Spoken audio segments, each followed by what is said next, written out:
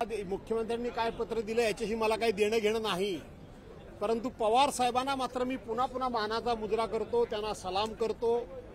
ज्या पवार साहेबांना अपमानित करण्याकरता म्हणून त्यांचं जाणीवपूर्वक त्या निमंत्रण पत्रिकेमध्ये नाव टाकलं गेलं नाही। विद्या प्रतिष्ठान हे पवार साहेबांचं प्रतिष्ठान आहे, त्या प्रिमायसेसमध्ये सरकारी कार्यक्रम होतोय। पवार साहेब सिनियर मोस्ट लीडर आहेत, त्याचबरोबर ते राज्यसभेचे सदस्य आहेत आणि तरी देखील त्यांचा त्या निमंत्रण पत्रिकेमध्ये नाव न टाकून त्याचा अपमान करणं, त्यांना थोडीशी मानहानी करणं असा विचार या लोकांच्या डोक्यात आला। पण पवार साहेबांनी एकच पत्र दिलं की तुम्ही जरी मला बोलवलं नाही तरी मी तुमचं स्वागत करायला उत्सुक आहे, माझ्या घरी चहापानाला जेवायला या।